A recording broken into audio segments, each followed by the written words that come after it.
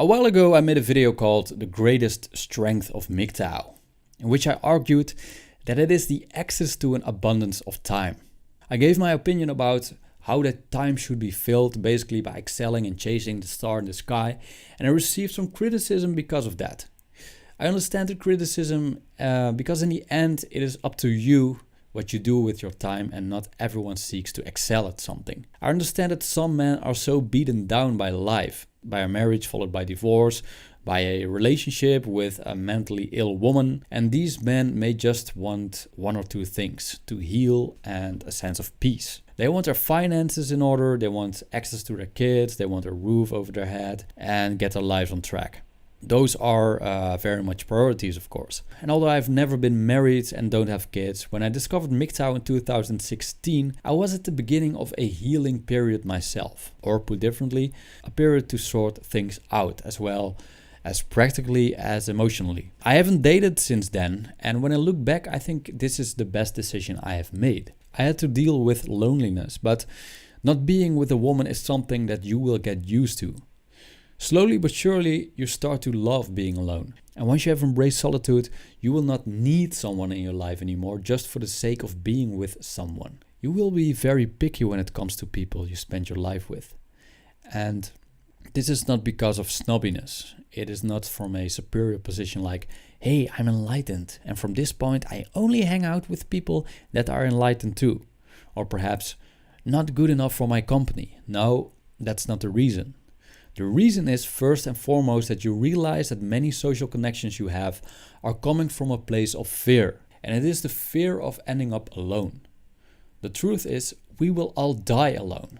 In the end, it doesn't matter. And if we are connected in a spiritual way or part of a greater whole, like the spiritual masterpiece of the Tao Te Ching suggests, well, then it should not matter at all if we have 500 friends on Facebook or are part of this social group or that social group. We are connected anyway. We are made by dust and will return to dust, and so the cycle of life will go on. Life is a constant continuation and will never cease to exist in one form or another. When you spend more time alone, you learn to be autonomous.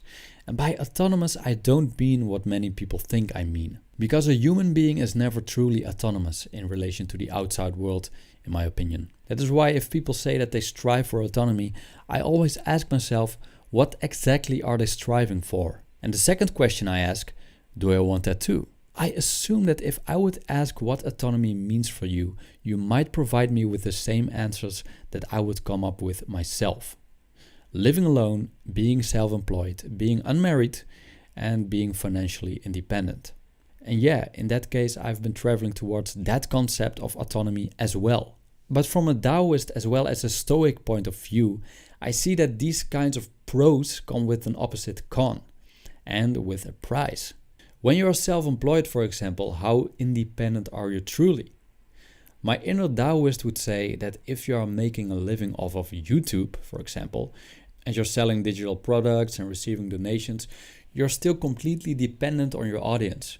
You may not have a boss who dictates what you should do, but in a way, you have an audience who does.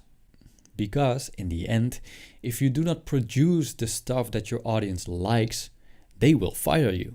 In other words, they will stop watching your channel and unsubscribe. The same goes for any business. As a salesman, you need customers. As a consultant, you need clients. You are not autonomous at all. My inner Stoic goes even further, saying that we should have a contempt for the stuff that is beyond our control. See the Enchiridion by Epictetus. Because these external things are not up to us. We should never be emotionally independent on things that we do not have control over.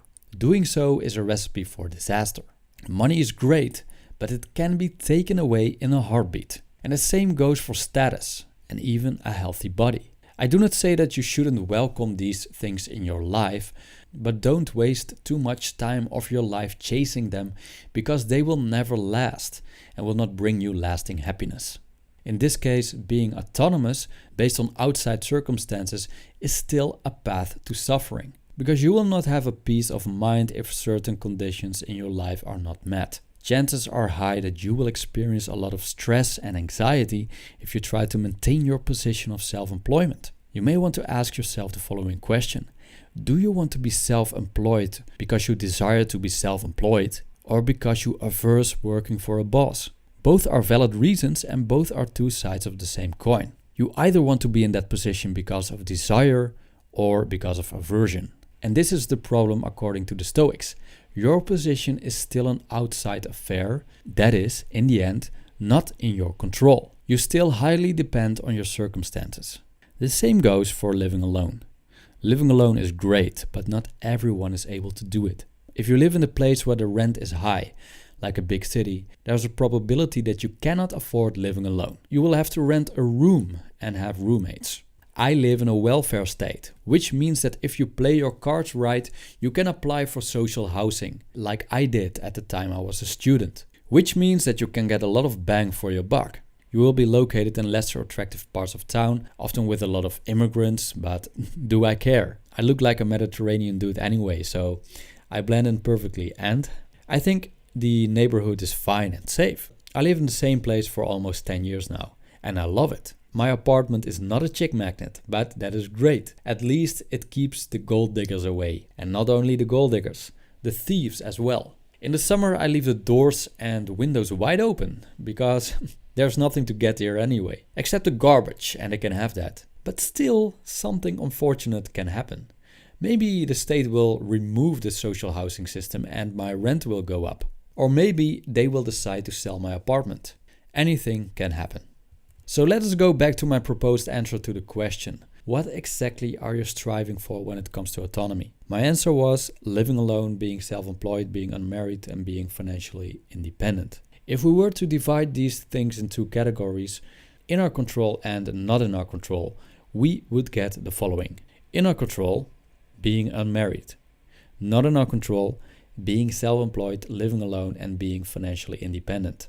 Okay, so the one thing that is in our control is being unmarried. And still, for a part, I have a bit of doubt with that one.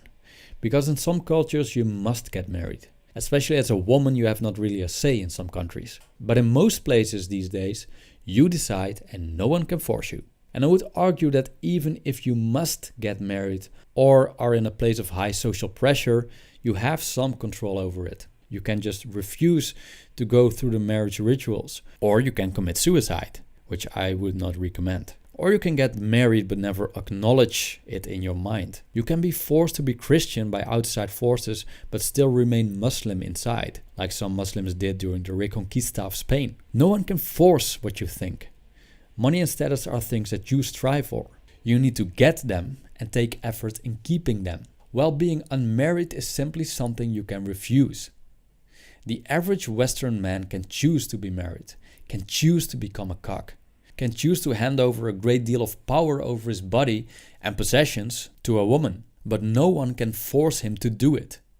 In his mind, he can make the deliberate choice to stay away from marriage. Again, even if his surroundings encourage him to get married, he still has the power in his mind to refuse it. This decision may still come from a place of aversion, yes, but it also comes from a place of ethics. Practically, there are many things wrong with marriage, but is it still ethical to give a woman so much power over you? Are the divorce courts in your country ethical? Is the whole divorce industry ethical? If your answer to one of these questions is no, then I think you have made a perfectly ethical decision not to marry. And that is what makes the fundamental distinction between the things in your control and the things that are not in your control.